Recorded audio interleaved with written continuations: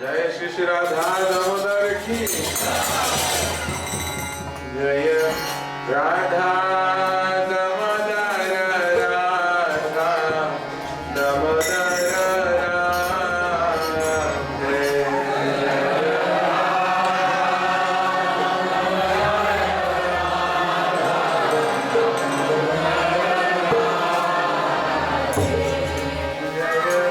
Radha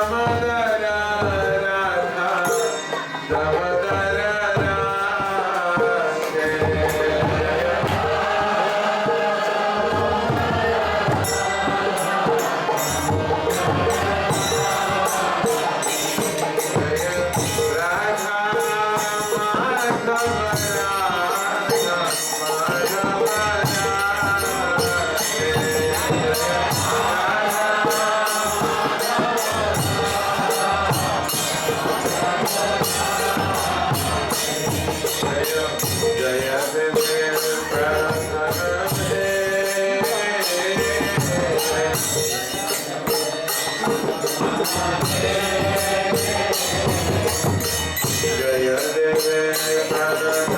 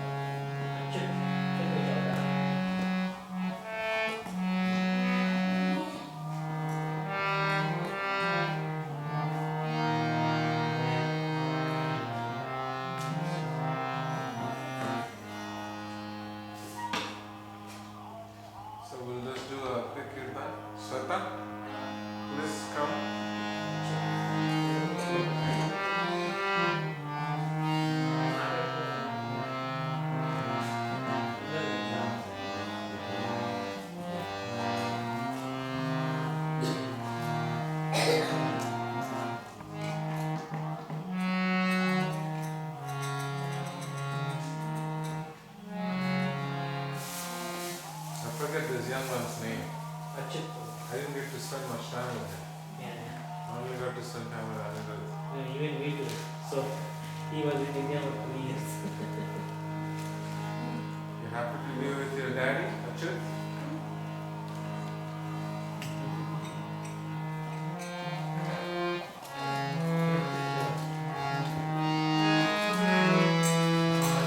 Jaya Radha Madhava Jaya Kunja Vihari Jaya Radha Madhava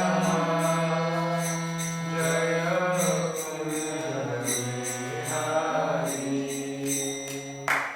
Jaya Gopi Jana Vallabha Jaya Giridharadhari Jaya Giridharadhari Jaya Gopi Jana Vallabha Jaya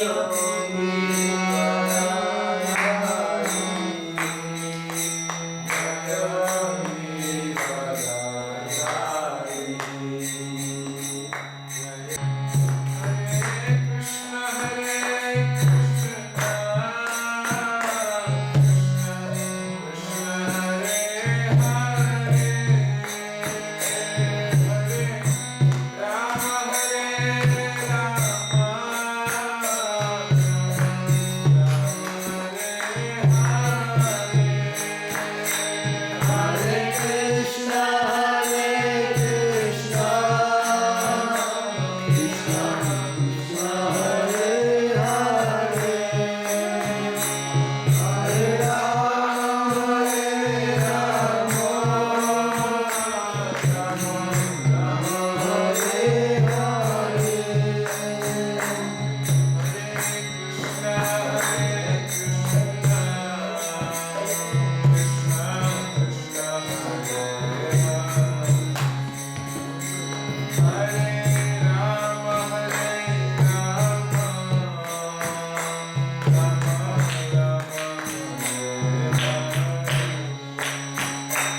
Hare Krishna Hare Krishna Krishna Krishna Hare Hare Hare Rama Hare Rama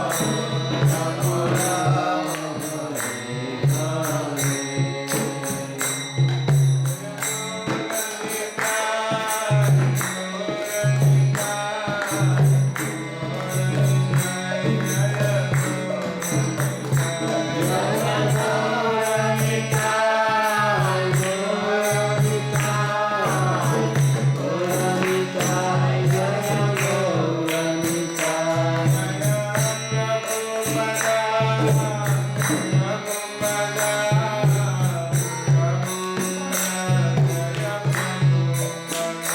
Jaya Prabhupada, Prabhupada, Prabhupada, Jaya Prabhupada.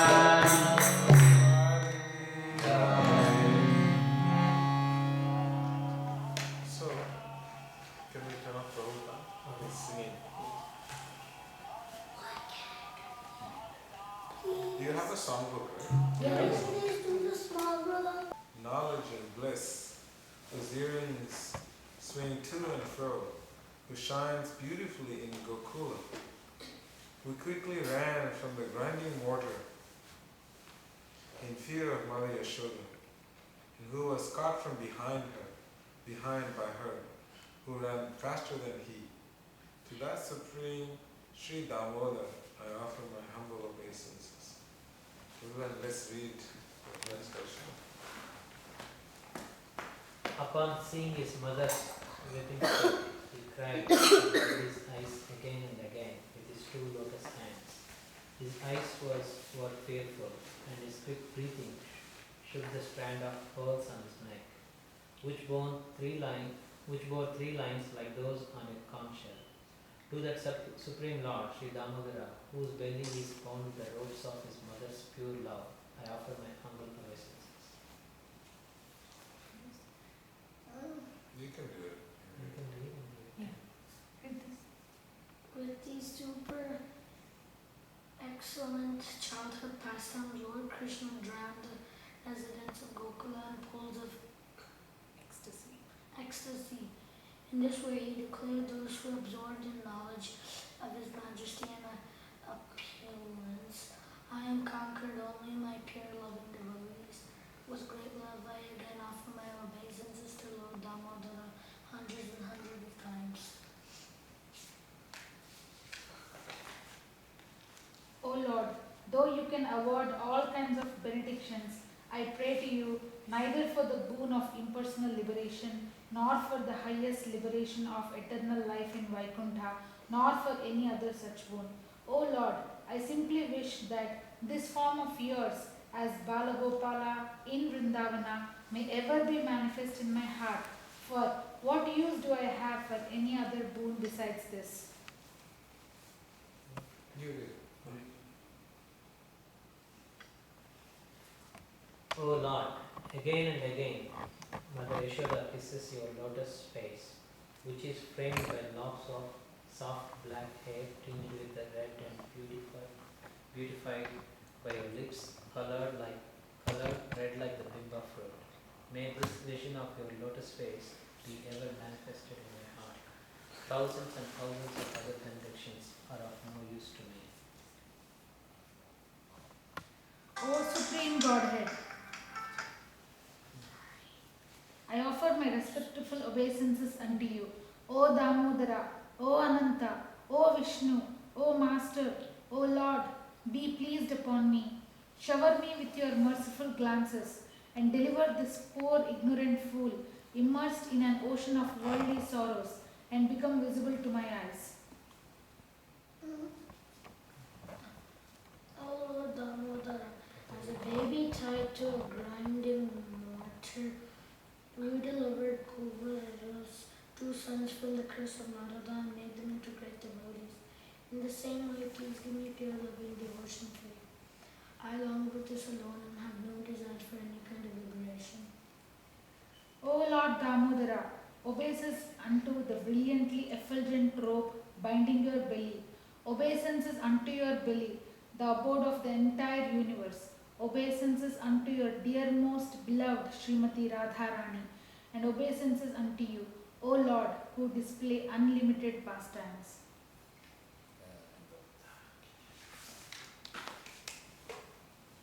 So we'll discuss one of the verses.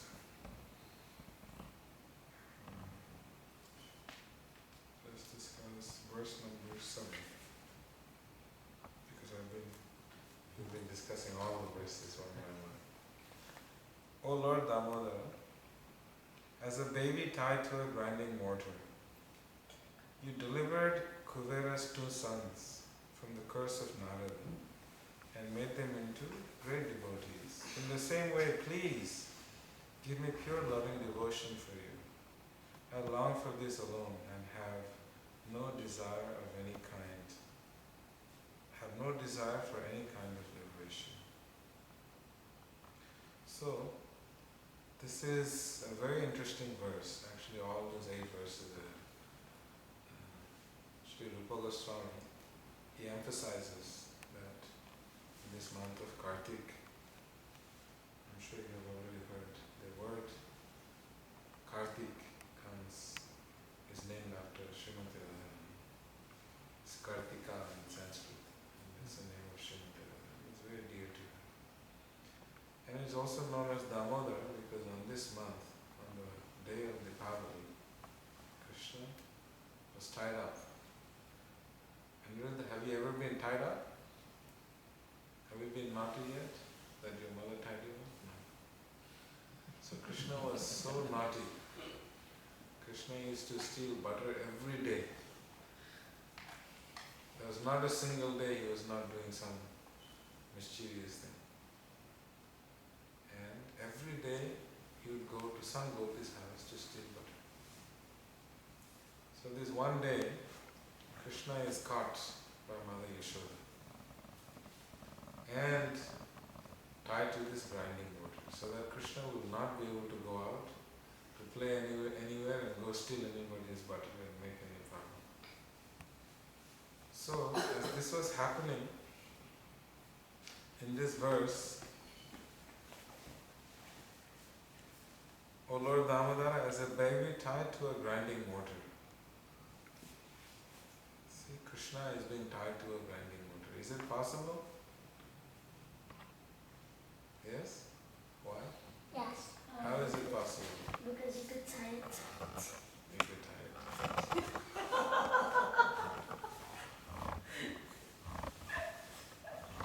If a mother ties you up, she has to tie you very tight so you don't run away, right? So Krishna was tied very tight. And Krishna was tied very tight with his mother's affection. And it was explained that he is tied so tight that when the cowherd boys came and they tried to untie him, no one could untie him. Yes. Why is it that no one could untie him? Because only mother's love. When he tied with mother's love, see, Madhurya Ras is the topmost. Then is Vatsalya Ras, right? So Vatsalya Ras is above Sakhya Ras, above friendship. So Sakhya Ras, friendship Ras, that love is not as intense as Vatsalya Ras. So Vatsalya Ras is more intense. So the rasa of Mother Yashoda and Nanda Maharaj is higher than the Gopas. And so therefore, none of the cowherd boys were able to untie Krishna. So when they heard the huge sound of these two huge massive trees falling down, then Nanda Maharaj, and they all came running. And then that's when they noticed Krishna was tied. And the only person that could untie Krishna was Nanda Maharaj. No one else. There was many other gopis, many other gopas that came before Nanda Maharaj. But no one could untie Krishna. So, as Aniruddha pointed out, he was tied very tight with mother's love. So another point to remember, as this is happening, in the yard of Nanda Maharaj, there is these two big trees. And these two big trees are sitting there for hundreds and hundreds of years.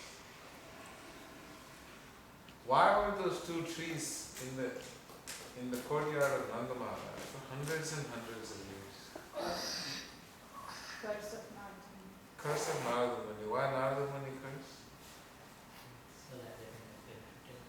Narada Muni cursed them because they were the most handsome people on the planet, and they were the most richest, and they were so intoxicated with their power and opulence, so intoxicated with their power and opulence, that when Narada Muni happens to fly past, you know how Narada Muni is a very transcendental being.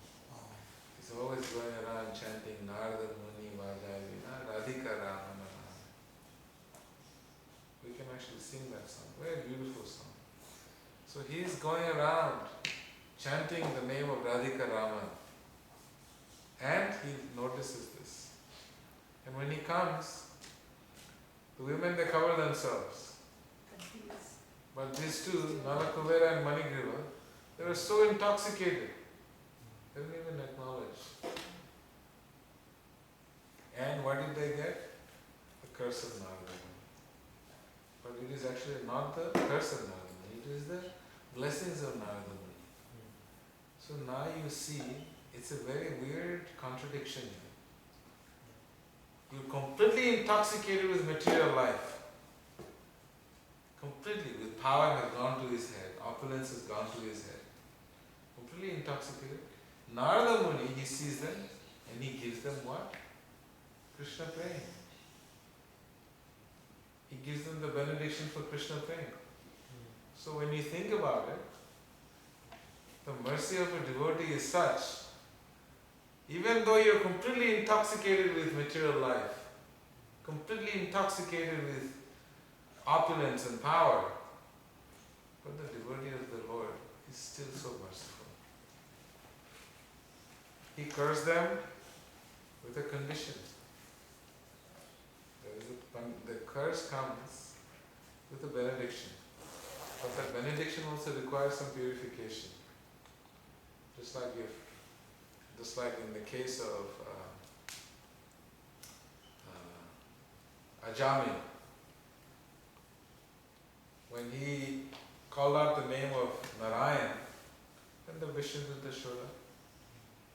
The Vishnudutas didn't immediately take him to Vaikuntha. There is a process before you go that you have to be trained. You cannot enter into Vaikuntha unless you have proper training. You cannot enter Goloka Vrindavan unless you have the proper training. And the training comes from your spiritual master. And then when you go to the spiritual world, your spiritual master will meet you there. And then he will introduce you to his spiritual master. Of course, this is all happening in their spiritual bodies. Bhaktivinoda Thakur explains this in Bhavatarangini. The process of how it works. So, this Nala, Kubera and Manigriva, they are in the form of trees. What does the tree have to bear? The tree has to tolerate so much. Hard, cold, storm, rain, shine, constantly has to tolerate. So when you tolerate samsara dava nala needha loka tranaya karana ghana ghanatam, when you tolerate the firing, blazing existence of material life, right? Then, when you acknowledge, when you go through this process, then you're able to receive the mercy of Krishna. So imagine them being sitting there as trees for hundreds and hundreds of years, having to tolerate all of this. Will that make you humble? Even one son can make you humble. All your ego, all everything you have, he can teach you everything you need to learn. Two will teach you more.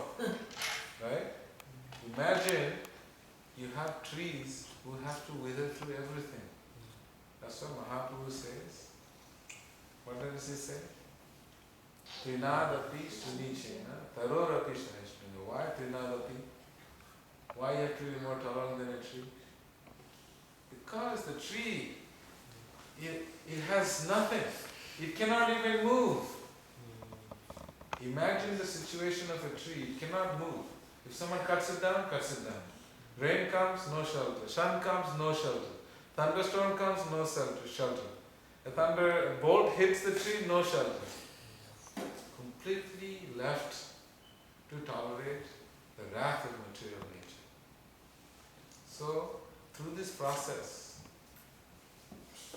Bhaktivinoda Thakur explains that through this process of humility, through this process of tolerance, then we are able to recite the chant of the name of the Lord. So therefore, you see these two trees, they have to weather through so much. And then their consciousness becomes purified. How does it become purified?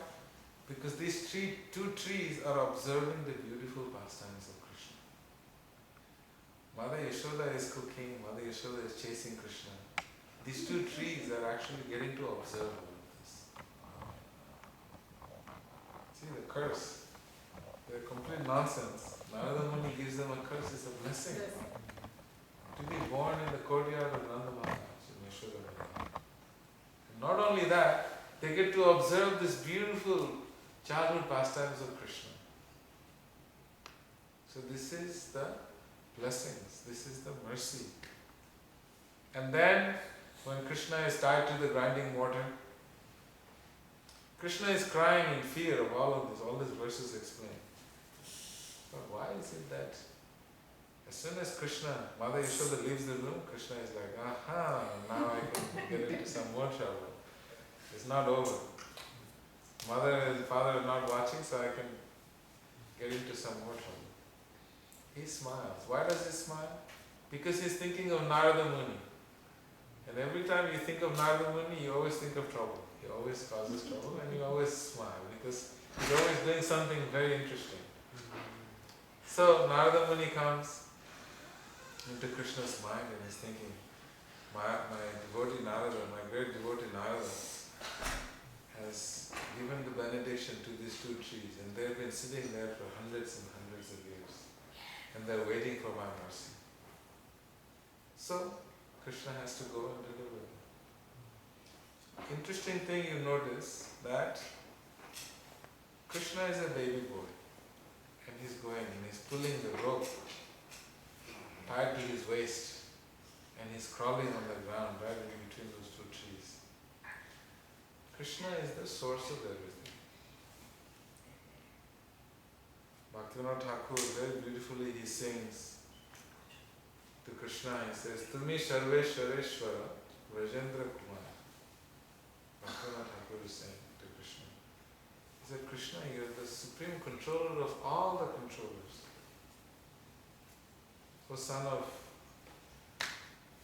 Nanda Maharaj, you are the controller of everything. And from you comes everything. So, as Krishna is being tied with the love of Mother Yashoda, the rope signifies the love of Mother Yashoda. So Krishna's waist being tied with the love of Mother Yashoda, Krishna being the source of everything. So the energy from Krishna, the spiritual potency of Krishna, is transmitted through the love of Mother Yashoda to the grinding mortar. And when that grinding mortar touches those trees, the trees are in spiritual ecstasy and they go down. So the via media is the key.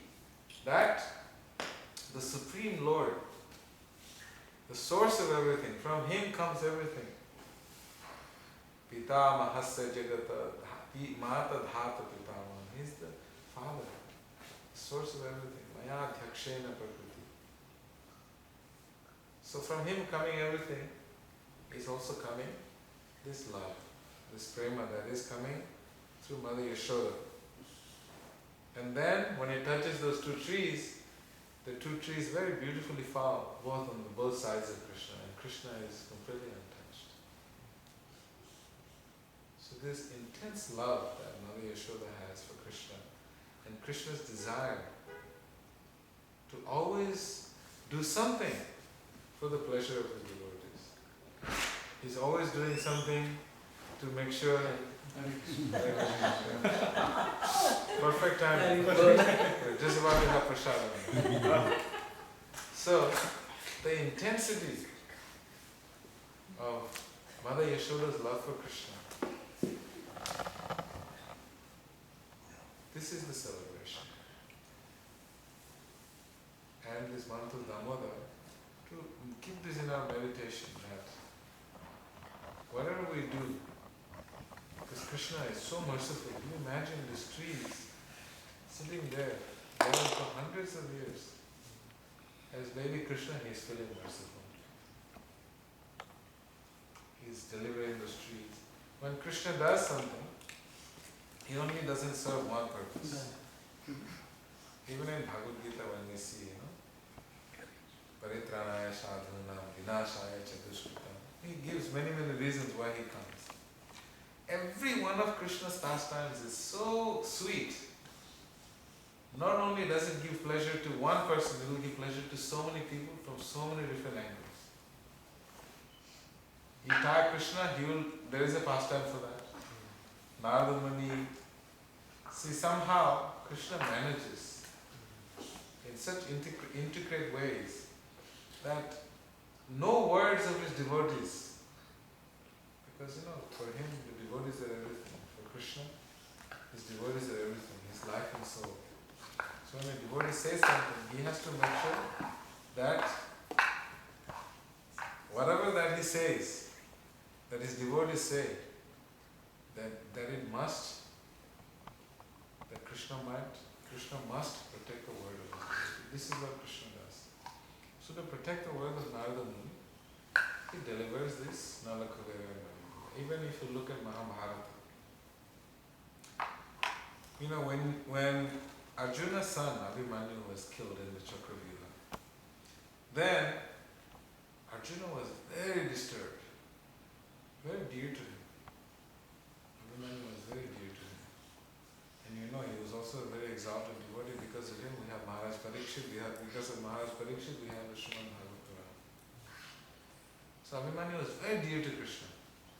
He was very dear to Arjuna. When he was killed in this Chakravyuha, Arjuna, out of his anger, he made the vow that tomorrow before sunrise, I'm going to kill Jayadratha. Arjuna did not have that power to go and kill Jayadratha like that. His time was not ready. And the arrangement that they had made, there was no way Arjuna could have penetrated the Chakravyuha and go through the whole deep army structure, military structure of Dronacharya with these great warriors. Anybody that goes sunk in, they just die. There is very few people in the history of warfare, that anybody has ever gone in and was able to come out. The only person that knew that was Krishna. Only other person that knew that was Arjuna. And Arjuna was distracted by the Samsaptakas who made the vow. Samsaptakas are warriors that you wake up in the morning and you do a visarjan and you do a vrata. You do a mannat. You say, today I will go kill him or I will die. It's him or me. So there is a vow that you take in the morning. Just like Bhishma Panchaka, we take a vow. The next 5 days, only fruits and roots. So there is a vow these warriors have to take. So you imagine millions of warriors have taken this vow that they will do whatever it takes to stop Arjuna. He is the only person that knows how to break this Chakravyuha. So today is a bad day for him. Arjuna is distracted. Abhimanyu is put into this Chakravyuha. And there is Adharma Yuddha. They break the rules of Dharma Yuddha and they destroy him and kill him. Arjuna, when he hears how his son was killed by 7 Maharathis, he was very angry, he couldn't control. And he says, by tomorrow, he takes the vow. If tomorrow I don't kill Jayadratha, before sundown, then I will jump in the fire and die. The Kauravas, Duryodhana, when he heard that, he was so ecstatic. He said, today we have it. So somehow all we have to do is one day. So they made big plans. They made very big plans with all the warriors.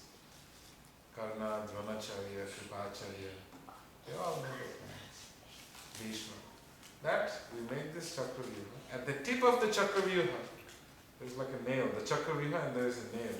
And at the very tip is Jayadratha. So by the time you go in, to come out on this side is finished. So, Arjuna didn't even know what was happening. He may boldly declare this. And Krishna is thinking, my God, this man, he really thinks. But you know, a devotee has said something. And Krishna, he says, my devotee never perishes. Nami bhakta pranashyati. So he has to do something. So whatever nonsense devotees do, Krishna has to somehow make it happen. Lord Shiva, he gives Bhasmasura the benediction that whichever head you touch, that person will burn to ashes. He'll immediately just be burnt to ashes. See, Lord Shiva, whatever benediction you ask, he will give you. Ashutosh, right? Very easily satisfied. He's not thinking that this demoniac person is going to come and chase after me. Bhasmasura is thinking, if I can get Lord Shiva finished, then I can take his wife. Right? He doesn't realize. Because devotees are like this. And what does Krishna do? He has to always, he's infallible, Achyuta. Achyuta means someone who never fails. Fails in what? To protect his devotees. So there he comes and he rescues Lord Shiva.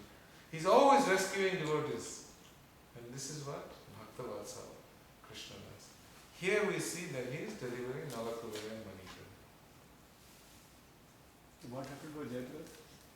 Oh no, he killed. Krishna had to, it was a long story. You want to hear the whole story? No, very short again. Okay, sure. Anyway, when he found out that this was it and Arjuna couldn't get past, there was no way he was going to go through this whole thing. There's no way, it was not possible. Then Krishna said, okay. So he made sure with his mystical powers he covers the sun. Sun covers means war is finished. Yeah. That means you cannot fight anymore. He covers it with the clouds, that means you have to drop your weapons, no more fighting. They blow the conch shells, everything is good. And Arjuna proceeds. And then everyone stopped the war and all of a sudden, Arjuna and Krishna gets close to Jayadratha. Krishna opens the clouds. He says, why is everyone stopped fighting? Look, there is still sun. The sun hasn't set yet. Jayadratha, Arjuna, quickly shoot. Here is Jayadratha, kill him. So this is Krishna's. Krishna is always, he stands by his devotees. So anyway, he is standing by the word of Narada Muni. He's, in this way, he is actually drowning the residents of Vrindavan. Now finishing the story, then Nanda Maharaj comes. Nanda Maharaj is very angry. Who dare tie Krishna like that? So he's very angry. So he holds baby Krishna, unties Krishna, and then he holds baby Krishna. And Mother Yashoda, when she comes to see Krishna, when she sees all of this, oh my God, and Krishna is tied like this, she sees Krishna and she faints. Actually, before she faints, she went to try to pick up Krishna, and Krishna would not want to go to Mother Yashoda. My mother tied me up. I don't want to talk to her. I don't want to go to my mom. As soon as Mother Yashoda heard that, it completely broke her heart, and she immediately fainted. She went unconscious. She fell down like the trees, the Amala-Arjun trees. And Nanda Maharaj is holding Krishna, trying to pacify, and here you have all the gopis. They're pacifying Mother Yashoda because she's completely unconscious. And then they take her, they try to soothe her, and she's not waking up. So then one of the cowherd boys was sent to Krishna and he says, Krishna, your mother is unconscious. And Krishna immediately shed tears of tremendous love for his mother. And he went from the laps of Nanda Maharaj and he ran to his mother. And as soon as he went and sat in the lap of Mother Yashoda. Mother Yashoda immediately regained consciousness. So in this way, Krishna is always drowning the residents of Vrindavan. It is explained that Krishna steals every day. Why is it that Krishna never got caught? There's only one time he got caught. We'll tell you that story another day. But Krishna never got caught. Why is that Krishna never gets caught? And why is it that these gopis, they keep making butter for Krishna? Because when they make the butter, their whole meditation is Krishna. So if you meditate on Krishna, what does Krishna say? If you meditate on me, I'll come. So the gopis are making butter. What are they thinking of? They're thinking of Krishna. They're Krishna conscious. So if you think of Krishna, then obviously Krishna has to come. Right? If you don't make it for Krishna, Krishna will not come. So the gopis are making butter, thinking of Krishna the whole time.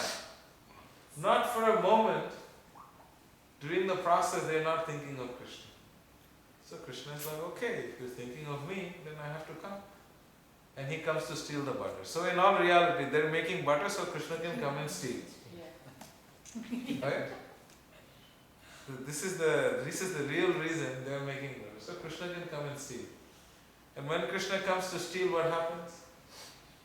The gopis, when they see Krishna, they're so enchanted and they fall deeply in love with Krishna and get into spiritual ecstasy. So there is no room for them to go and chase and tie Krishna and hold Krishna. And Krishna runs away. By that time they see Krishna, so Krishna runs away. So he is never caught. So in this way, he is constantly drowning all the residents of Vrindavan. It is very beautiful customs. So we'll end here. And tomorrow we will be talking on verse number 8, somebody's house. I'm not sure where. Friday is Friday is your house. But you know the sweetness of Krishna's pastimes. And if you notice, you know, if you look at the calendar, this month is filled with so many auspicious events. Dhanteras is coming. What should we do? Dhanteras. This is I a also heard of Before this. this is a North Indian thing. North Yeah. Indian. They play cards and gamble on that day. And they buy gold, it seems They to buy me. I gold. googled because my colleagues It's a were gold. saying It's a that. day for buying gold. It's the biggest day for gold trading in the world. But I thought Akshay Akshay Tritiya. Tritiya is the one. South India. Akshay Tritiya in South India. South India. Dhanteras, they do business, things like that. They start new But business. that is material reasons. What is Because the material reason is so many. Anything you do on this month, anything you do, material or spiritual, guaranteed success. This is the potency of this one. But the amazing part of it is, if you do anything spiritual on this month, then Krishna magnifies that 10,000 times. 10 million times. So whatever you do, you read one verse, can you imagine you get the benefit for reading so many verses? So that is why this month is very dear to all the Vaishnavas, followers of Krishna. They are all doing something special. Just one round extra, maybe one verse, maybe eat extra laddu for Aniruddha. You can eat an extra laddu, you know, extra prasad. So we'll do the Damodar Ashtakam prayers now. Okay. Prabhu, and also you said one song, Prabhu Radha, in your lecture you were saying, Narada Muni Vajaya Vina. Radha Rani sang something, Prabhu. Yeah, Radha Narayan. Raman, you were saying something. You said No, that Narada song Muni is very always- different. Narada Muni is singing, yes. Narada Muni Vajaya Vina Radhika Ramanuna. That is what he was doing. And he sees this Gandharvas. You said that we can chant that song.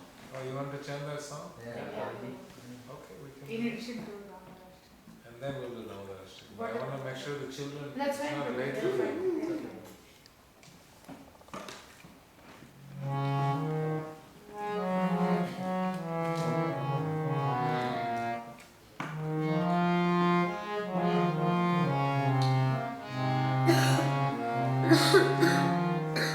How far are you? Do you live from here, bro? 15 minutes.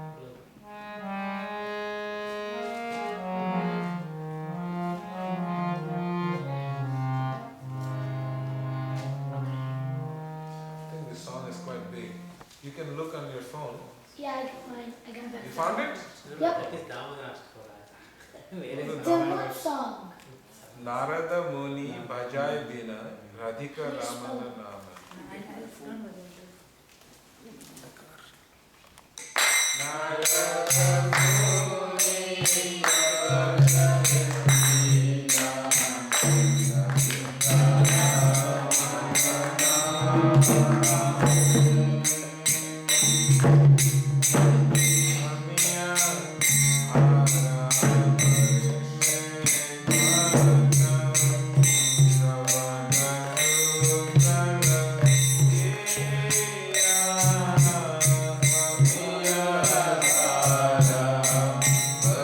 Krishna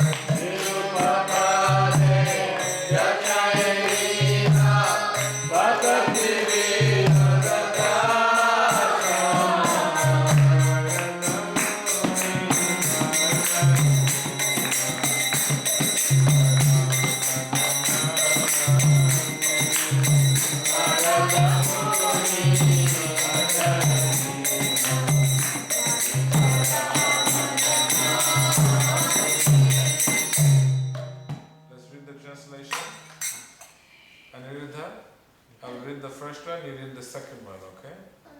When the great soul Narada Muni plays his veena, the holy name Radhika Ramana descends and immediately appears amidst the kirtan of the Lord's devotees. So did you see Narada Muni today? No. He was just here. Yeah. Can you hear me? When we were doing kirtan, he was just here playing his veena. You missed him. So next time when we do kirtan, you have to pay attention because he will come and play his veena. Okay, read number 2. Like a monsoon cloud, the holy name showers the cleanly ears. All the devotees live to great ecstasy, repeatedly dance to their heart's content. Let your brother read number 3. Can you read? He can't read. Please, Mataji, go ahead. All the people of the universe become maddened upon entering this intoxicating shower of nectar. Some people cry, some dance, and others become fully intoxicated within their minds.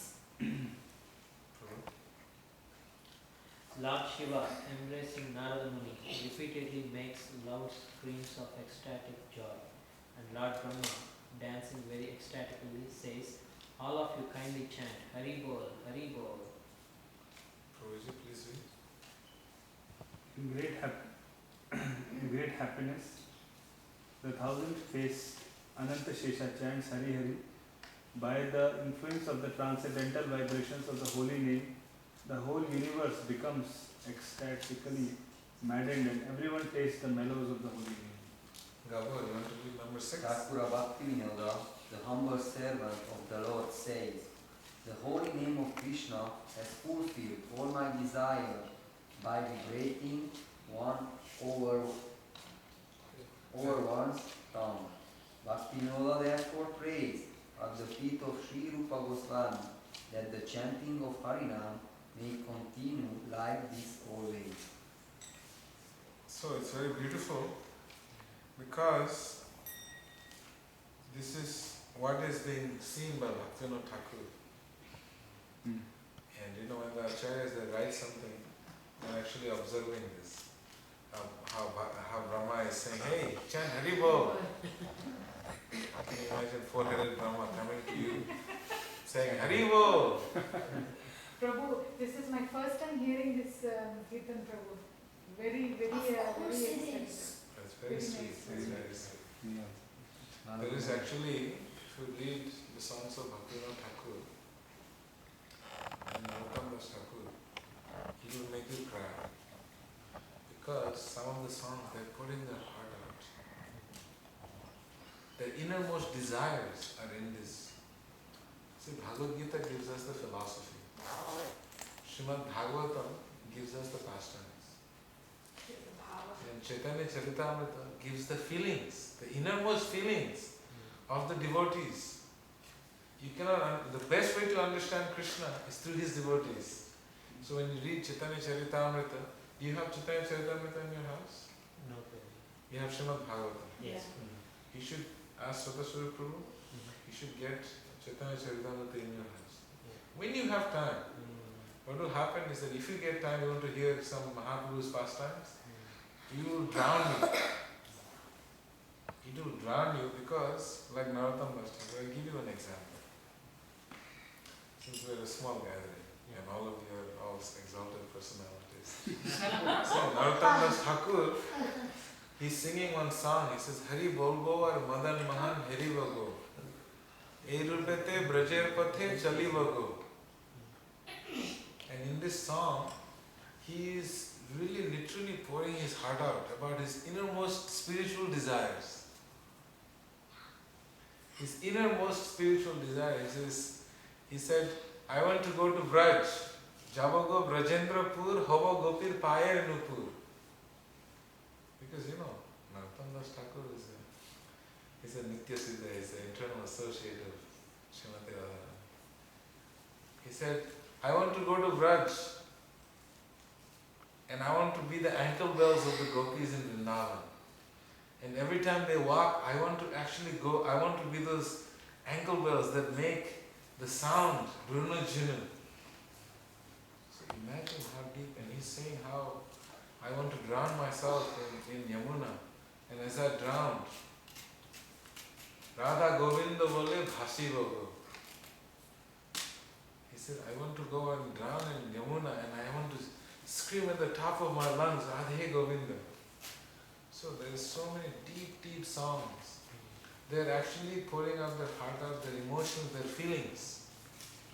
So that is why sometimes it's very good to study these songs, because here you'll find the mood. What they sachai is what they were thinking, what is in their heart. They're completely pouring it out. Just like when Prabhupada wrote the poetry on the boat, he heard of these two songs, right? Yeah. He wrote two songs. Krishna Tava Punya Have Bhai and Bharakrita Vaila Krishna Adhanera Pati. When he's writing the songs, he's actually just saying, Krishna, look. He's just pouring his heart out to Krishna. That is what it is. And these acharyas, they have very beautiful songs. And they're some songs when Bhaktivinoda Thakur is in the mood of presenting philosophy, the whole Vedanta Sutra is put it in a Bengali beautiful song. One by one. Very beautiful. I remember when we were learning, I was thinking, this sounds like the Vedanta Sutra we were studying, you know? Because he says, Keyami keno je esechi ekhane se kotha kokhono nahi bhavi mane. Very beautiful songs. He's talking about Vedanta Sutra. Why have I come here? Athato Brahma Jigyasa. Where was the source of my birth? So in this way, he has not only presented the philosophy, he has presented his inner heart desires. And deepest from the inner core of his heart, he's presenting it. And when you hear these songs, one time I went to a Namata program and this devotee was singing this song on the stage. And these poor people in the villages, they were all sitting in these chairs and hearing. And you could look it in their face, half of them were in tears. Because he wrote it so simple for everyone to understand his feelings. There are songs where he's talking about his childhood, how he was spoiled, and how Maya gradually grabbed him, how families, they pampered his ego, and now he is this, and he has all of this, but he doesn't have this pure bhakti that he's always been looking for, life after life. Very, very, very sweet. So it's good that you asked me to sing these Bengali songs, because it reminds me of my days. They used to make us study all these songs in Gurukul, because these songs are really the bhav, the mood. When you read Bhagavad Gita, what mood you get? You understand Krishna is presenting very important thesis, and you understand. So this jnana, but when you really want to get into the mood of the acharyas, then we have to study these songs. And that's why Chaitanya Charitamrita is a recommended reading. So Sadhguru Prabhu, you please arrange for them to have Chaitanya Charitamrita. And whenever you get time, just read. And you will see, because progression is such, when you get juice, you need ras. When you study Bhagavad Gita, it's very nice, because you will have a scientific brain, analytical study, very beautiful. But then sometimes, because you're a human being, we're emotional beings, we will need something juicy. Why is Krishna drowning the residents of Vrindavan? Because they are from their heart. All they see is Krishna. So little things, Krishna is just completely drowning them, because that bhav is there. And to understand this, we have to understand from Krishnadas Kaviraj, Vrindavandas Thakur, when he writes Chaitanya Bhagavat. Some of the stories he tells you about Mahaprabhu, you will just crack up, you will think it's so funny, and you will just enjoy it. So many in Chaitanya Mangal, Chaitanya Bhagavat, so many beautiful stories of Mahaprabhu. You will read these stories and you will start laughing at yourself, and you will know, you don't even know what's happening. This is so sweet. So I recommend that you should have Chaitanya Charitamrita and read Chaitanya Charitamrita. Because you've been devotee for so long. Not the whole thing, I have teachings of Lord Chaitanya, small book is there. No, you have to read. You have CC? You read the Bhagavatam? You read the Bhagavatam? No problem. I understand. You have Not even the first canto. First canto. No, not like a regular kind of thing. Other than whatever is happening in our Saturday class. But Right. randomly you're picking up. Yeah, the- picking up and based on the But it's festival good to- coming, it's good to maybe read sometime, okay, you know, Like like Guru is this. saying, good to read serial verse. Pick No, up. it's good. It's actually good to even just have it.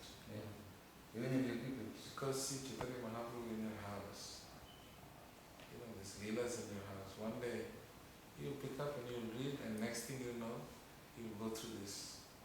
Because it will be so captivating. Okay, so let's do Damodar Ashtakam. Okay. Because children have to go to sleep.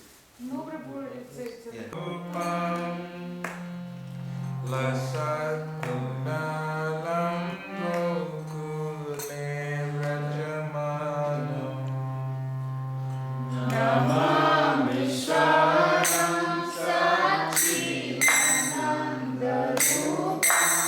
Oh yeah. Lasat Kundalam Gokule Rajamanam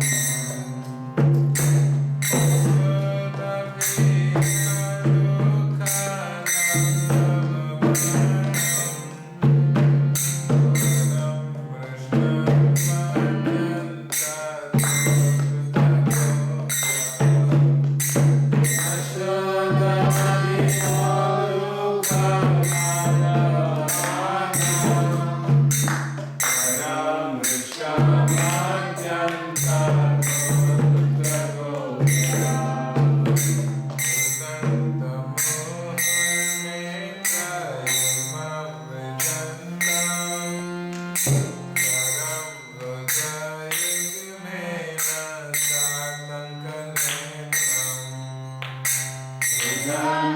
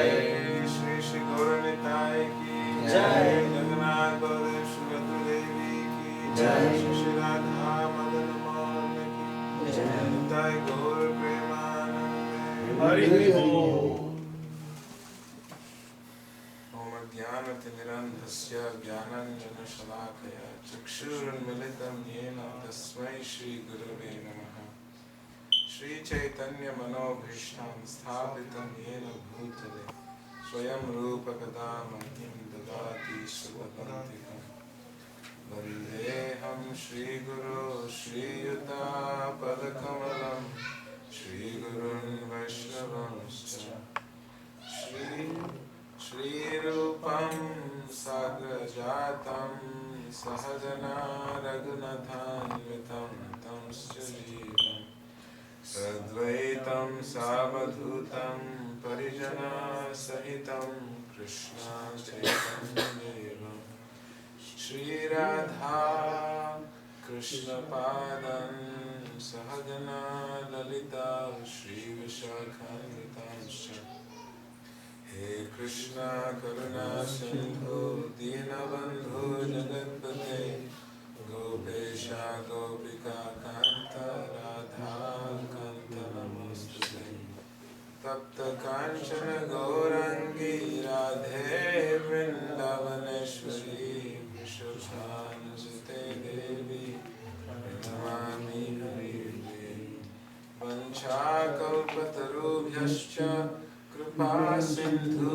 Jayeva Cha Patitanam Pavanebhyo Vaishnavebhyo Namo Namah Jaya Shri Krishna Chaitanya Prabhu Nityananda Shri Advaita Gadadhar Srivasadi Gaura Bhaktavinda Hare Krishna Krishna Krishna Hare Hare Hare Rama Rama Hare Hare. Can we have the songbook? So we have been meditating on. Give me the Damodar. Yes. So we've been meditating on this beautiful pastime of Sri Damodar. Very beautiful pastime. And every day we've been discussing about this pastime from just for our own selves to relish this nectar that is flowing in Vrindavan. We're very privileged that we have such great lineage in our Vaishnava Sampradaya that they are constantly churning the nectar and they're preserving this nectar in so many ways through so many devotees and so many beautiful writings that we can immerse ourselves, especially in this month. So I was going to talk about this one verse. See, yesterday we finished verse number 7. So then maybe we should talk about verse number 8. Last verse. Last verse. Is that a good idea? Yes. O Lord Damodara, I first of all offer my obeisance to you, to the brilliantly effulgent rope which binds your belly. I then offer my obeisances to your belly, which is the abode of the entire universe. I humbly bow down to your most beloved Srimati Radharani, and I offer my obeisances to you, the Supreme Lord, who displays unlimited pastimes. So, everyone, all of you have heard this beautiful pastime of Krishna being tied to the grinding mortar. One interesting point to note in this particular verse, Satyavrata Muni is offering obeisances to the brilliantly effulgent rope. It's a very fascinating thing. He's paying obeisances to a rope. If you think about it, then it seems a random person who doesn't understand the deep philosophical and the bhav that is taking place, then they'll think you're crazy. Someone is paying obeisance to a rope. So this rope is very, very important, because this rope signifies the love that Srimati Yashoda Maya has for Krishna. And this is what that rope signifies. So what Satyavrata Muni is actually doing is paying obeisances to that love that Mother Yashoda has. So it is Vatsalya Ras. And without going into the full story, all of you know, when Krishna was tied by Mother Yashoda, when she left the room, Krishna was crying very profusely in front of his mother. But when she left the room, he stopped crying. And he immediately stopped crying because he has so many things, so many pastimes that he has to do. And one of them, he immediately thought of Narada Muni. This little baby boy, he thought of Narada Muni. And when he thought of Narada Muni, he immediately started smiling. Because whenever you hear Narada Muni's name, you know he's up to something. So he immediately smiled and he looked out and he sees these two old Yamalarjun trees. And very interesting to note that these two trees are cursed by Narada Muni. And when you look at the end result of a curse, what they were doing, what they were cursed for, and that curse ends up to be the greatest benediction. They're intoxicated with power, intoxicated with material pleasures, to the point that they don't even realize where they are. And no respect for Narada Muni. As Narada Muni is passing by, he's singing, Narada Muni bajai vina radhika ramarana. He's singing and he's traveling, and he happens to see this completely materialistic lifestyle. He comes and he curses him. And what is that curse? These two Yamalarjun trees, they get prema bhakti. To me, if you wrap your head around it, if you're drunk in some bar, and you're completely enjoying the material world, some devotee comes and gives you Krishna prema. Right? You're not even looking for it.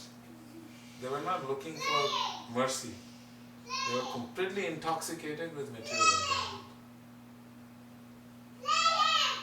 With the power had gotten to their head. There was no one more richer than these two living entities. Their father is the treasurer of the heavenly planets. The most beautiful, they have everything the greatest. And they're trying to squeeze pleasure out of it. And Narada Muni just happens to come by. And mind it that these two people didn't even recognize who Narada Muni was. They were so intoxicated. They didn't even cover themselves. When someone comes in, if you're not in a proper state of mind, you will try to change, right? Look this in. These people were so intoxicated. Can you imagine how intoxicated they were with material life? You think about, material world. These people are all qualified for the mercy of Narada. These Kali Yuga people, because they're completely intoxicated. And they get Prema Bhakti. How do they get Prema Bhakti? Satyavrata Muni is paying obeisance to the effulgent rope. That rope that is tied around Krishna's waist.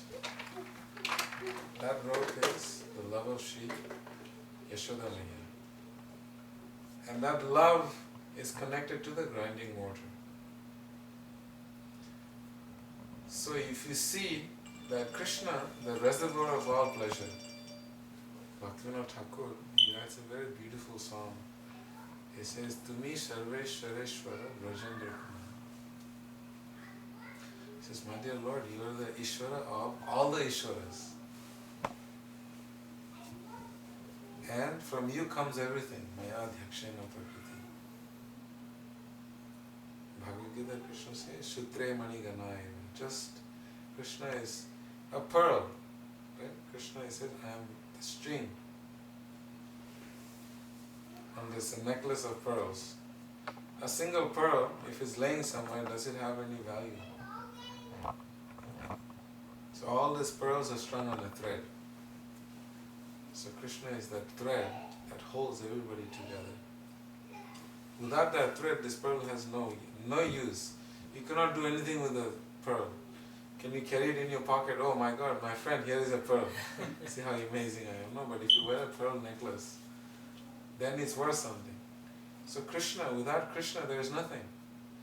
So Krishna's waist being tied with the love of Mother Yashoda, he's pulling, and that rope is pulling this ukal, right?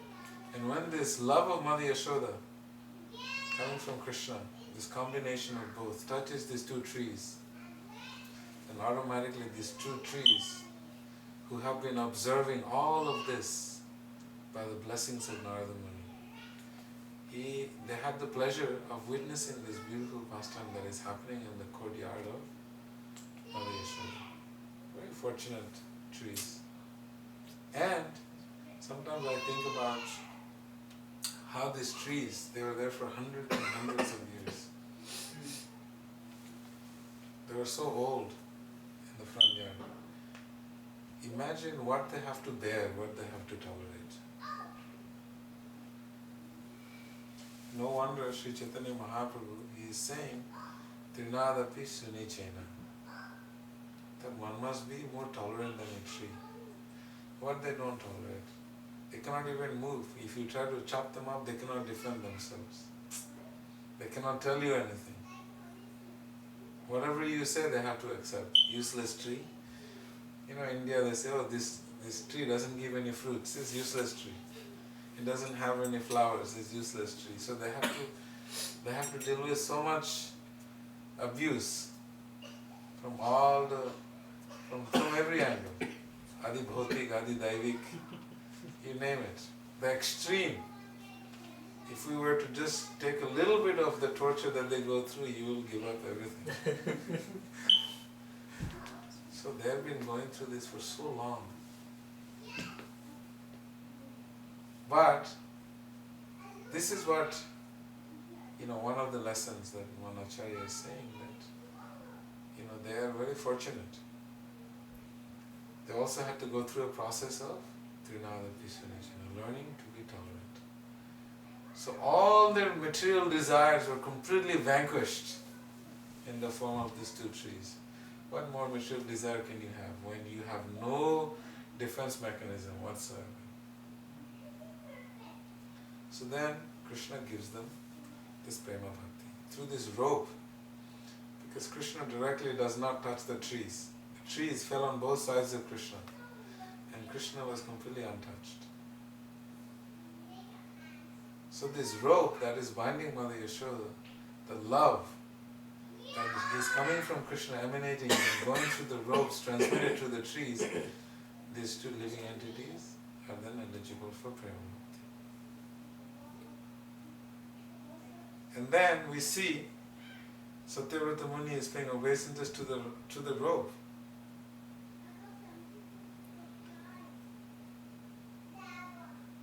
And then he is paying obeisance to Damodar, Krishna's belly. Because the source of the whole entire planetary system is Krishna's belly. That is the root. If you want to know the essence of everything in this world is Krishna's name. So he is paying obeisance to that. Interestingly, in this pastime, when it continues, when these trees fell down, then all the cowherd boys and gopis, they all came running because it was such a massive sound. And when they came there, and they see Krishna is tied, Krishna is stuck, he cannot move. So all the cowherd boys, they all go to try and open Krishna.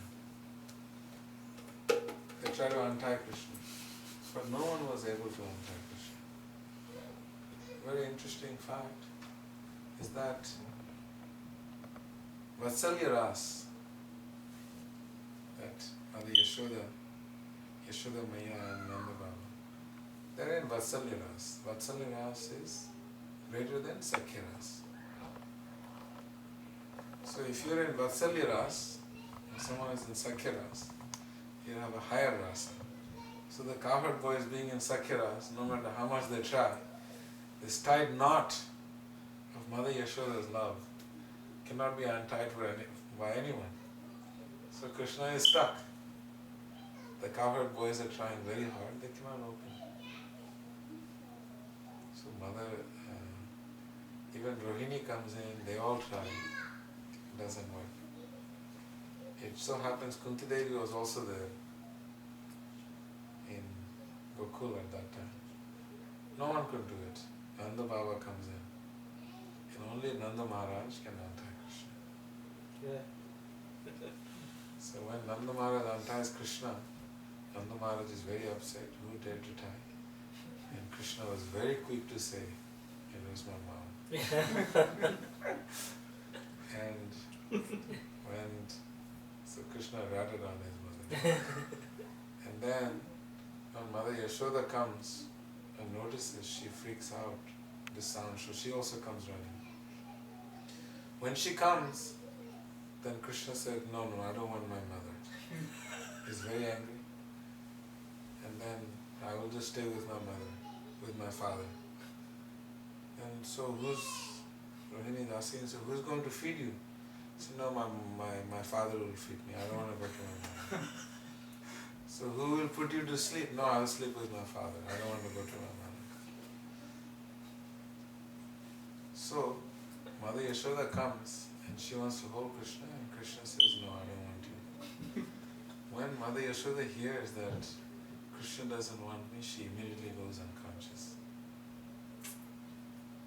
She cannot, for her, Krishna is everything to her. So her love for Krishna is so intense, even though Krishna is doing this man. In Hindi we say man, Abhiman. So Krishna is joking, he's not joking, he's a child, you know, his parents you will know, although you chastise your son, he doesn't want to see you, he will go to the mother. And you try to pull him, no, I only want my mom. When the same thing happens with the mom, and I only want my dad. So Krishna is doing this. Mother Yashoda immediately goes unconscious. She cannot live with this rejection from Krishna. So then all the residents of Vrindavan and Gokul, they're trying to fan Mother Yashoda, give her some cold water and try to wake her up, and she is completely gone. Then one of the cowherd boys ran up to Nanda Baba and Krishna and said, you know Krishna, your mother is unconscious. And then immediately Krishna started crying and she ran to Mother Yashoda. And when Krishna goes and sits on the lap of Mother Yashoda, that Mother Yashoda regains consciousness. So in this way, Krishna is doing so many amazing things. in Vrindavan, in the house of Nanda Baba. So this Satyavrata Muni, he's just observing this beautiful Leela in Vrindavan and he's sharing it with all of us. So these are the two essential points. And then I also bow down to the most beloved Srimati Radharani. She of course is a very ocean of transcendental love. So how do you, once you start, there is no end to the glories of Srimati Radharani. We were just listening to a class on our way here.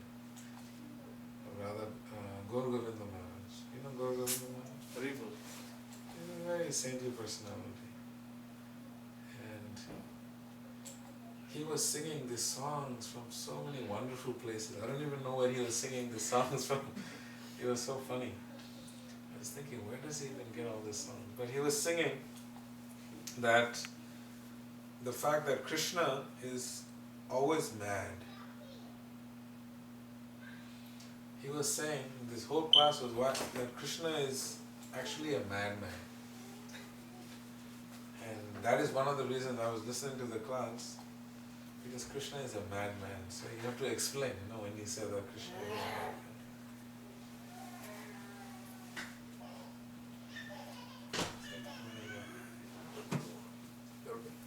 I think it's okay. Yes.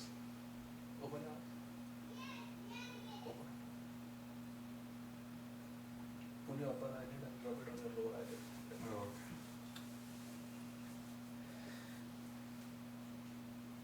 Okay. Can I catch something? So just hold it like this. Hold it down and leave it. I think it's okay. Is it better now? Maybe I have a hair from my eyelashes. Okay. So, he was explaining how Krishna is mad. And he's giving an hour and 45-minute class, just quoting places where Krishna is completely mad. And he says, it's because of Radha Prema. That because of the love that Srimati Radharani, and he just cannot figure this out. And he's completely crazy. He's going from one place to another. Krishna is completely restless. Completely restless. He cannot be in one place for a moment without Srimati Radharani. And he was explaining how this Radha Prem, bringing great interest to Srimati Radharani, how this Radha Prem is the topmost nectar and is the most powerful poison. He said because when Krishna is with Radha, then there is the topmost leelas are taking place. And when Krishna doesn't have Radha next to him, Srimati Radharani is not next to Krishna, then Krishna is feeling the pain like the whole world is on fire. The amount of pain, the separation, is like everything is burning to ashes and you're in the middle of that fire. And you feel the heat, the temperature. So this is what Maharaj was saying. So, there's a lot of glories of Srimati Radharani. But it is because of this intensity of Srimati Radharani's love that Krishna is considered a madman. And it is because of Srimati Radharani, Krishna comes as Sri Chaitanya Mahaprabhu. And it is only because of that, only because of the madness, because he was explaining the madman, he doesn't know what is going on. A madman is, one of the qualities of a madman is, he doesn't know where he is, and he has no sense of direction, and he has no sense of his own self, because he's completely mad. So Krishna, Radharani's love is so intense that Krishna forgets who he is. And so to relish that love, we're very fortunate that Srimati Radharani's love is so strong that we get Sri Chaitanya Mahaprabhu. And because of that, we have Srila Prabhupada. And one thing I was realizing that today, when I was reading, that most of the acharyas, based on their writing, you get to know what kind of bhav they're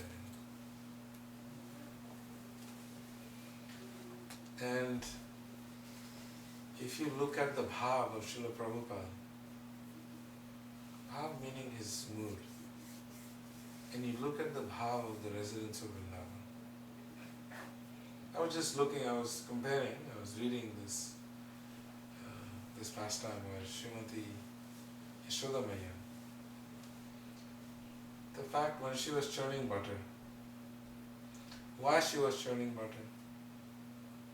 Because she was getting so many complaints. Everyone is complaining that Krishna is coming to our house and stealing. And Krishna is saying, no mother, I did not steal. So one acharya is saying, here everyone, who's right and who's wrong? Who is lying here? Is the gopis in Vrindavan lying that Krishna is stealing their butter? Or is Krishna lying to the residents of Vrindavan and to his mother that he didn't steal? So what is it, right? It is explained that each and every gopi in Vrindavan, they're so Krishna conscious. When they're making butter, they're so Krishna conscious. They're thinking of Krishna the whole time. Right? Non-stop. So if you're making butter and you're thinking of Krishna, what's going to happen? What does Krishna say? Yatra gayanti mad bhakta tatra tishtami narayana. So if your whole intention is making butter and just thinking of Krishna, Krishna has to show up. So if your very intention is Krishna, then Krishna is not stealing. And why are the gopis complaining to Mother Yashoda that Krishna is stealing all our butter? Krishna is actually stealing the hearts of all the gopis. Butter is only an object that is an expression of the prema, the love that the residents of Vrindavan has. So, this is what is happening in Vrindavan. Krishna, and how can Krishna steal anything? If Krishna is the source of everything, if everything belongs to you, then how can you steal? If you're Krishna's property, if Krishna takes you, that is not stealing. So in this way, Krishna is doing amazing pastimes. And what I was analyzing was the state of Mother Yashoda. When she is churning the butter, she forgets everything in the present and she's living in the past. Of what? Everything that Krishna has done. Krishna has killed Aghasura, Bakasura, Trinavartasura, Shakatasura. And so Mother Yashoda can never forget Krishna.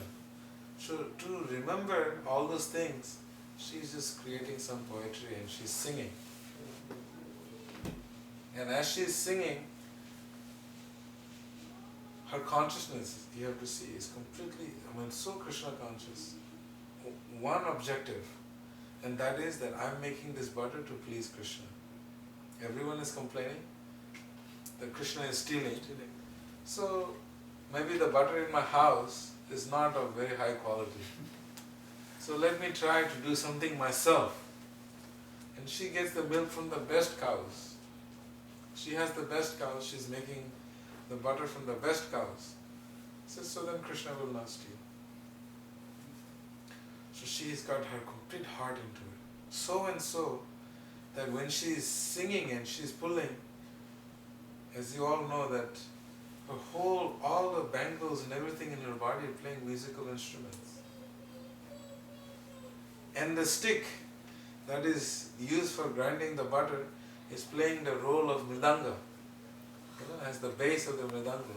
So it's keeping rhythm with the ankle bells, with the hands. It's beautiful music she was creating. And Krishna suddenly wakes up. Why? For the same reason. Mother Yashoda's love for Krishna was so intense that Krishna wakes up. He has to reciprocate. If your love for Krishna is so strong, Krishna has to reciprocate. What is he going to do? He's going to become mad. Like for Srimati Radharani, he's going to become mad. So Krishna wakes up. Why? Because Mother Yashoda's love is so intense that Krishna has to relish it. So he wakes up from a nap. Otherwise he could sleep some more. But the intensity of Mother Yashoda, it is so intense that even the flowers that she was wearing on her hair, you know, everything in the spiritual world is living. Everything is living. Everything knows what is happening. The flower on her hair falls to the ground. Because the intensity of Mother Yashoda's love was so intense that this flower felt, I have no right to be on my mother's head, to be on the head of Mother Yashoda. My only right is to be on the feet of Mother Yashoda. Haribo. So these flowers are falling from her head to her feet. So this is the intensity that Mother Yashoda is showing in this seva. And then I was thinking of how Srila Prabhupada, you know, his whole life in preparation for giving this prem, Krishna prem to everyone. I mean, the intensity of Prabhupada's desire to follow the instructions of his spiritual master, it was burning so deep inside. Just like when Maharaj was saying that this Krishna prem makes you mad, this Radha prem makes Krishna mad. The instruction of his spiritual master was so deeply ingrained in his heart that he felt that he needed to do this immediately. And all obstacles, Prabhupada had no obstacles because he didn't see any obstacles. All he saw was this love that my spiritual master has for the conditioned souls all over the world. The intense desire to give them the topmost treasure from Goloka Vrindavan. It was so intense that Srila Prabhupada imbibed that. And Prabhupada was burning with that same compassion, that same desire to give this prem. Because when you read the obstacles that he had on his journey, preparing to come to America, no money, no tickets, nothing. It was only this strong burning desire to take out the orders of his spiritual master. And that order is what? That is the love. That is the prem that is available in Vrajabhumi Vrindavan. And it is that love that Srila Prabhupada brings to ISKCON. And it is that love that we need to learn to imbibe. In many, many places we see, you know, he's such. I was listening to Shruta Kirti Prabhu. He was here and we were just spending time and hanging out. I said, Prabhu, tell me something. I said, Prabhupada, you know, in an old age, he was traveling like this. Did you notice if Prabhupada had any, you know, like he felt like there was something inconveniencing him or something was obstructing his seva? He said, you know, Prabhupada had so many physical sicknesses, but Prabhupada never mentioned anything. He never dwelled on it. It felt like Prabhupada was Nava Yovanam. I was thinking, wow, you know, see, you have a 70-year-old man, 80-year-old man traveling around. Who can do that? Unless you have that intense burning desire to give that prem that your spiritual master had given you. So Krishna we see he has this, we can see the love that Mother Yashoda has for Krishna. Imagine that, you just replace it. You don't replace it. It's the same love that Srila Prabhupada has in mind. Because he's a Brajvasi. Prabhupada is a resident of Goloka Vrindavan. So he has that same bhav. And that bhav is what he's bringing from India, from Vrindavan to the world. And this is what I was thinking today as I was reading this beautiful pastime of Damodar. Yeah. So anyone else wants to share their realization of Srila Prabhupada and this beautiful month of Damodar? Adhigadadhar Prabhu, any realizations? Prabhu, you were saying that when you analyze Prabhupada's writings, you have come to know his bhav. Did you want to say something more about that? Yeah, I can tell you. What I was saying, the reason I say that is when they put it in poetry, this is very raw. Bhagavad Gita is the philosophy. Srimad Bhagavatam is the pastimes. Chaitanya Charitamrita is the bhav of Krishnadas Kaviraj. Chaitanya Bhagavad is the bhav of Vrindavan Bhastav. And when these Goswamis are writing, yesterday we were doing a program in Srinivas Prabhu's house and I was mentioning the same thing because Mataji asked a similar question. And, how to understand this bhav?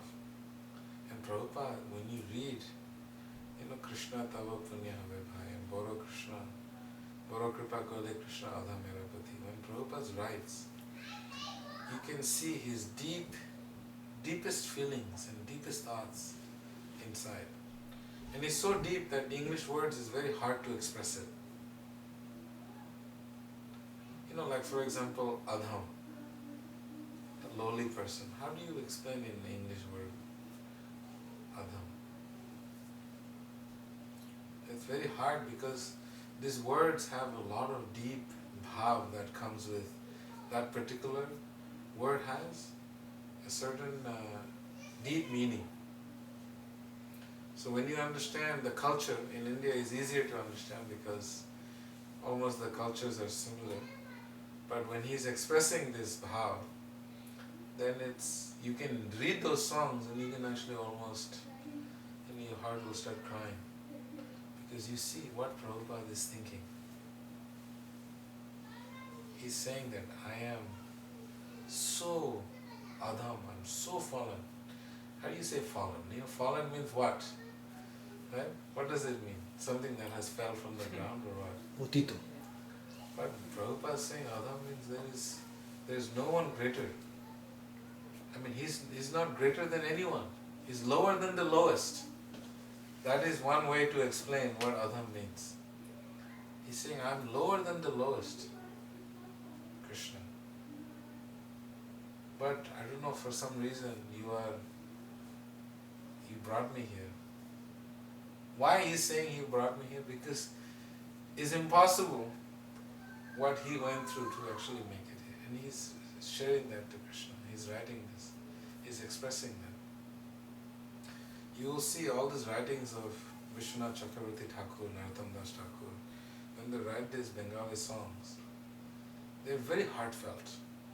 When Bhaktivinoda Thakur, he writes, Amaro Jivan Sada Pape Rata Nahi Ko Punero Lesh. And you think, my God, what is this man saying? How can his life be completely filled with pap? He's saying, my whole life is filled with sinful activities. So Bhaktivinoda Thakur, when he is expressing all of this, is very, very deep. Even when Narottam Das Thakur, he writes his deep innermost feelings. And even the spiritual aspects, some are very, very high. We cannot even imagine. I'm thinking, he's putting in writing, Hari Bolbo ar Madan Mohan Hari Bogo, Erupete Brajer Pathe Chali Bogo. He wants to go to Vrindavan. He wants to be the ankle bells of the gopis in Vrindavan. This is very elevated stuff, isn't it? Very elevated stuff, but he is pouring everything out. So So this there you get to see, you get to see humility, you get to see all the qualities. They're presenting it in a very simple format so you understand the bhav. And to understand the mood is more important than to understand literally. Because it is that bhav that will actually make us advance in Krishna consciousness. Theoretical and mechanical process doesn't make you understand Krishna consciousness. You have to understand the bhav. What is it that Srila Prabhupada, what was his mood? When you understand the mood of Srila Prabhupada, that is understanding the philosophy, understanding the Acharya. When you understand the mood of your spiritual master. So this is the key element in Krishna consciousness, that we have to understand the bhava, we have to understand the mood. Krishna is called Bhavagrahi Janardhan. Krishna doesn't need whatever we do. He has Lakshmi Shahastra Shatasam Brahma Sevyamana. So many crores and crores of Lakshmis are there. Uncountable numbers of Lakshmis are doing puja.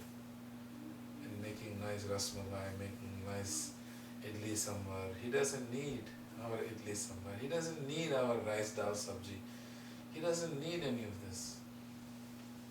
He just wants that bhav. He just wants that you understand that what he really wants is bhakti. And this bhakti bhav is the real bhav. All other bhav is nonsense. And this is what the acharyas are expressing, and this is what the acharyas are expecting that we understand and that we cultivate. This bhav that Srila Prabhupada has, Rupa Goswami has, we learn from Srila Prabhupada, from our spiritual master, what is their bhav. And this is the key. And these songs, that's why I think sometimes it's important to just sit together and read the songs and try to see if we can get into the songs. Because the songs are expressing the innermost feelings. The real attitude is there in that songs. Not only the bhav, sometimes Bhaktivinoda Thakur is writing the Vedanta Sutra in Bengali songs. Very beautiful. He breaks it down. Just like Prabhupada wrote the whole Bhagavad Gita in Bengali poetry form, the Gita Gan. It's beautiful composition. Anyone who understands Bengali, when you read the English verse and you read the Bengali verse, beautiful work.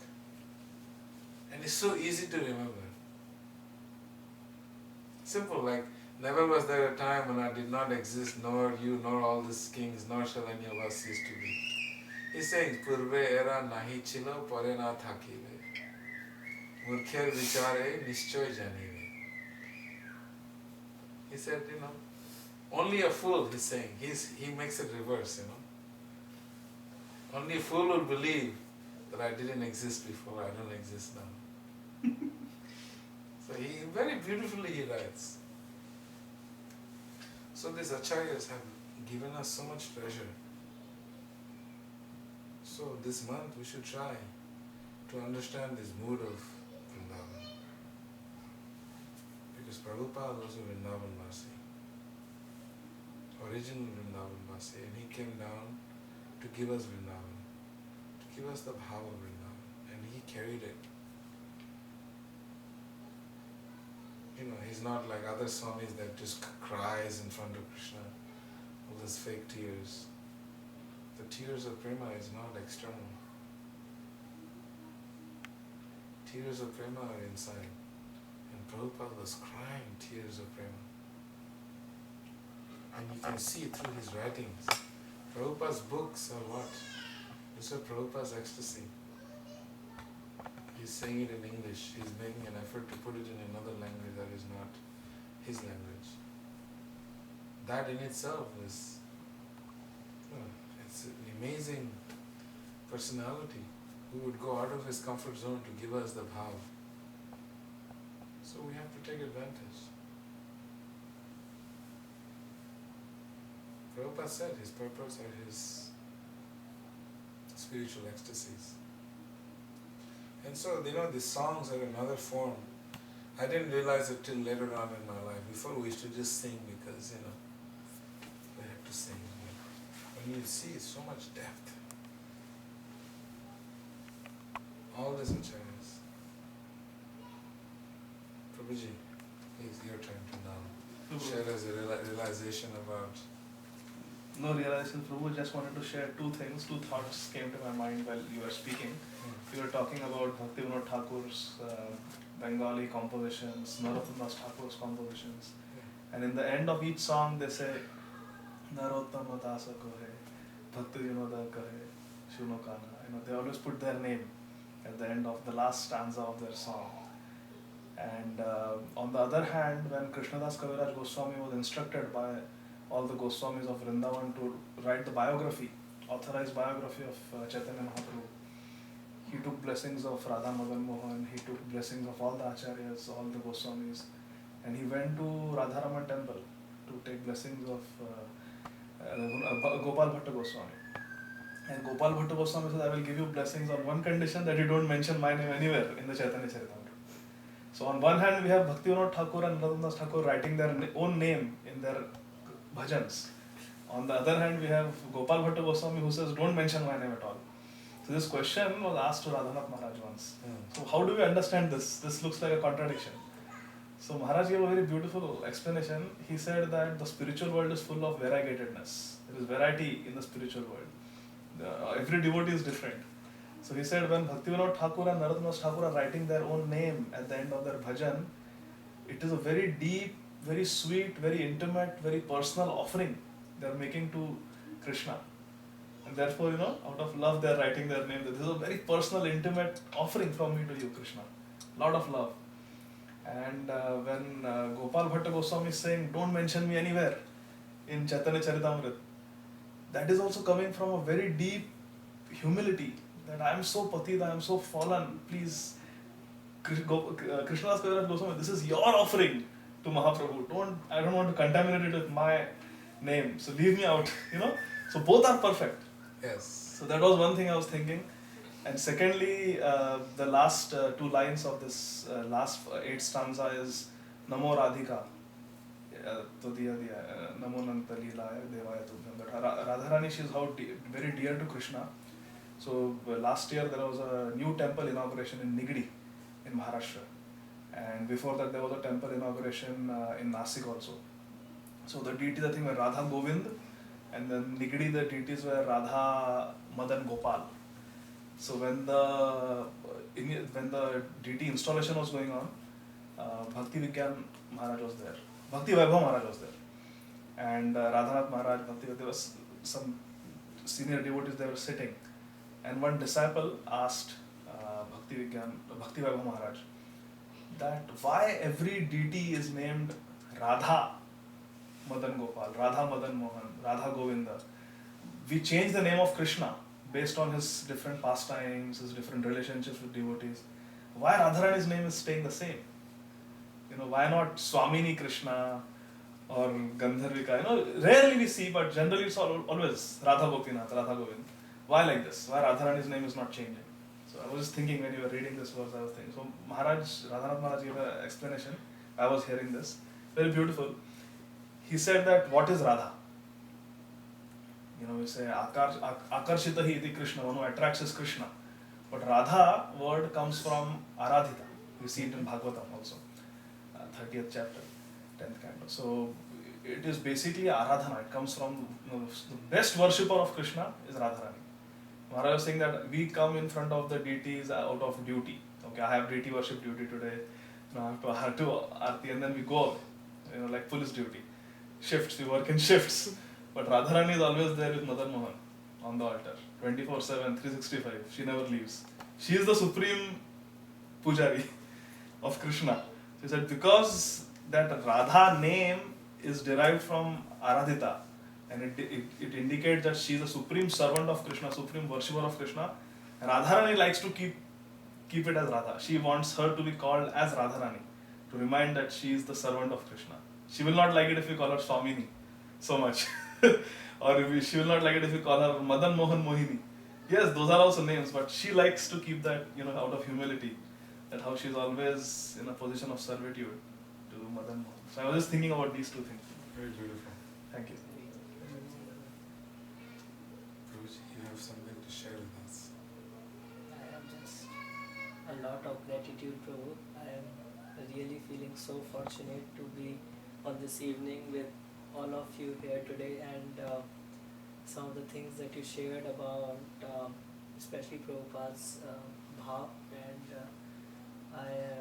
I have been meditating, and I will meditate upon that, how I can take on that mood or even some of it and serve all you Vaishnavas. Thank you so much, Prabhuji. Prabhuji, any realizations of I have no words. anything you want to share? Hare Krishna. Yes, Prabhu. The mood of Prabhupada, the bow you have explained, it is really heart-touching because sometimes I am in a very comfortable zone. Like I can say that nobody is there. Like my parents live in India. I am very comfortable zone. I have my own car. If I want to go out anywhere, I can go to movies, go out, everything I can do. But the bow of Srila Prabhupada you have explained. The way I came to United States with a different mood. Like really, even though I have little work compared to India, I can work little less literally. And here really I can go ahead and enjoy in my material way, and nobody is there to check me out. But Prabhupada came, and Prabhupada also, he is also there in the United States, but he suffered materially, like bodily wise. Some of the times I read Prabhupada Leelamrit, like some points in the ISKCON websites. Is for Sunday feast, Prabhupada really is like, I really like, for Sunday feast preparation, he used to save money, and every day he thought to save some money so that he can feed that whoever comes to temple. And every day he used to eat just boiled potatoes. I heard that it is really, it's like so much struggle Prabhupada has taken, and still why I am not able to come out from my comfort zone. Like every day chanting 16 rounds, I couldn't able to do. And somehow, fourthly, somehow I comes to temple early morning, maybe weekly once or twice. That day I do chanting, I attend Aarti, I attend Prabhupada, Guru Puja, everything. That day it will go very, very well. Because I have finished that day job at least. If I associate with devotees, if I associate with, if I attend the Aarti, or if I do chanting, and especially when Mridanga plays, even kids, they are like simply laughing or learning where they are playing. I want to sit with them, and I want to hear more and more, at least so that I can get the mood of the Prabhupada. But like understanding Prabhupada and what Prabhupada want to give. But the way you have explained to me today, it is really, it's like I am going more towards Prabhupada, so I should do more and more sadhana. Like the sadhana, what I am doing, it's like completely, it is negligible. It's like with this sadhana, if I even think about the heavenly planet, forget about Vaikuntha or Vranda, they will kick me out. So really I want to improve my sadhana, so the best realization I have got with this session. Haribo. Applicable to me also, Prabhu. Thank you. Shotashwari Prabhu, you'd like to give us some nectar? You already spoke. We can. It's nice, small groups are actually really sweet, You can extend more. This Damodar month is a very auspicious month. Other day I had one poem in somebody else's house, and we were talking about how during this month, Lord Ram, when he went to Kiskinda, he stayed one whole month in a cave, it's a cave, and he brought a mud from Ayodhya and he was worshipping in this month. But he did because he gave word to his father that he's not going to enter any cities or any home, so he was staying in the cave and he was worshipping Ayodhya in this month. Such a special manner. Plus, there are also devotees in Vrindavan, in also in Rishikesh and Haridwar. In this month, they observe so many austerities. They fast from different foods, palatable food. They don't go out too much. They just stay. Even Lord Chaitanya Mahaprabhu, even though he was traveling and preaching, but in this month he especially stays in one place and he maintains his bhakti, means just chants and just read Krishna's pastimes and hear from other devotees. So this is a very special month. That's why anything that you do in this month has got multiple effect is there. So any devotees who are in the Brahma Madhugari Sampradaya, for them it's very important that we do something special in this month. You chant, you read Srimad Bhagavatam, or you maintain certain celibacy, like you refrain from so many types of whatever activities you're doing day to day, you can refrain from those and just meditate on bhakti devotion or hear about more Krishna pastimes.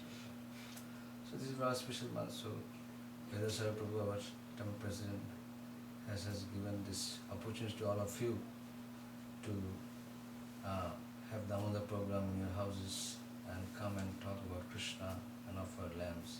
You are all doing individually in your family life, but to get devotees in the association of devotees, temple devotees comes, so this is very nice. Yes. You think it's Very good. beautiful? Very grateful. So actually, if Vedasara Prabhu took the responsibility, that's why it's happening. Others, I couldn't do it, neither, because so devotees are, so he's encouraging all of you. He's giving all the opportunity to associate with more devotees and hear about Krishna. So I think you should all be very thankful to him for doing this. Absolutely. No, I think it's our seva is to associate. The class was very nice, very sweet, very deep. Thank you so much. So should we do Damodar? Did you bring the kiwis? They- Or you have made them? Yes.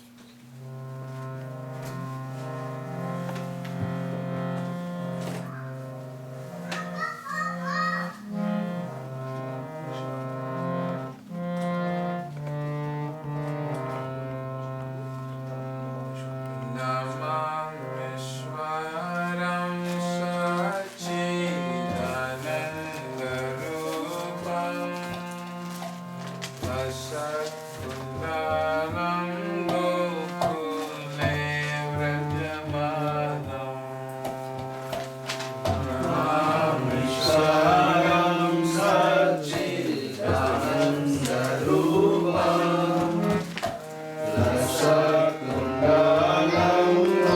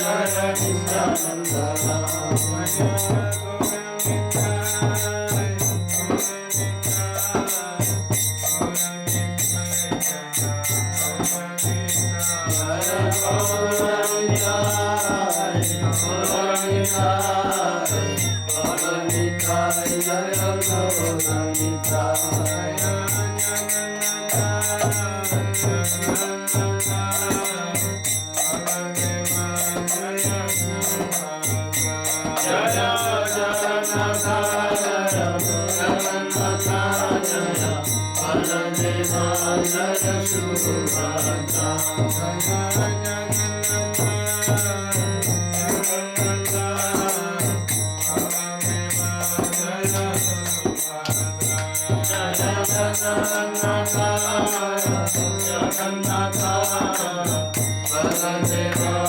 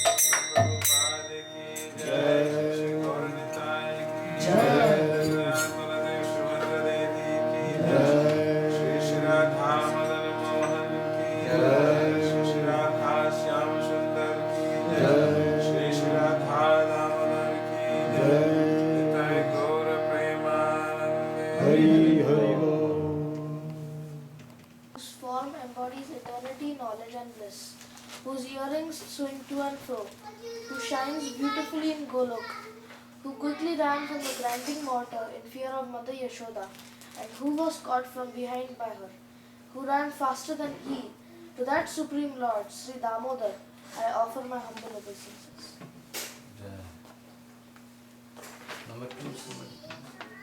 Upon seeing his mother's whipping stick, he cried and rubbed his eyes again and again with his 2 lotus hands. His eyes were fearful, and his quick breathing shook the strand of pearls on his neck, which bore 3 lines like those on a conch shell. To that Supreme Lord Sri Damodar, whose belly is bound with the ropes of his mother's pure love, I offer my humble obeisances. With this super excellent childhood pastime of Lord Krishna, Damodar spends Gokula in pools of ecstasy. In this way, he declared to those absorbed in knowledge of his majesty and opulence, I am conquered only by my pure loving devotee. With great love, I again offer my obeisance to Lord Damodar hundreds and hundreds of times. O Lord, though you can award all kinds of benedictions, I pray to you neither for the boon of impersonal liberation, nor for the highest liberation of eternal life in Vaikuntha, nor for any other such boon. O Lord, simply I wish that this form of yours as Bala Gopala in Vrindavana may ever be manifest in my heart, for what use do I have for any other boon besides this? O Lord, again and again, Mother Yashoda kisses your lotus face, which is framed by locks of soft black hair, tinged with red and beautified by your lips, colored like red like the bingo fruit.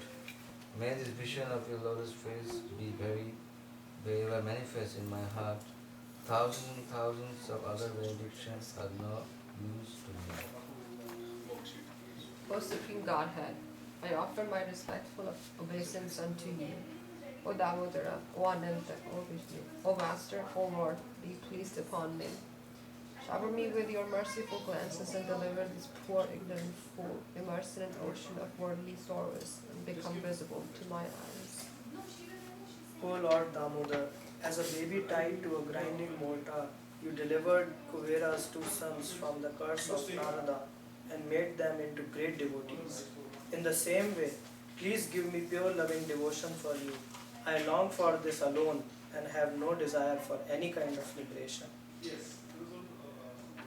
O Lord Damodar, obeisances unto the brilliantly effulgent rope binding your belly, obeisances unto your belly, the abode of the entire universe, obeisances unto your dear most beloved Srimati Radharani, and obeisances unto you, O Lord, who display unlimited pastimes. Damodar ki Jai. Now everyone please raise your hand. Everyone please. Say Hare Krishna. Hare Krishna. Hare Krishna. Hare Krishna. Krishna Krishna. Krishna Krishna. Hare Hare. Hare Hare. Hare Rama. Hare Rama. Hare Rama. Hare Rama. Rama Rama. Rama Rama. Hare Hare. Hare Hare. Jai Shri Radha Damodar ki Jai. Jai Shri Vrindavan Dham ki Jai. Jai Shri Mayapur Dham ki Jai. Jai Gaur Premanande. Hare Hare Bol.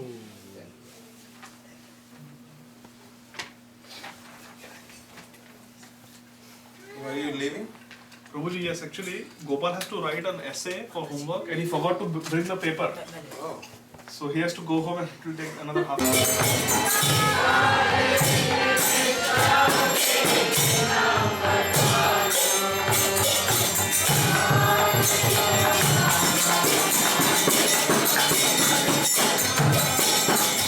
Hare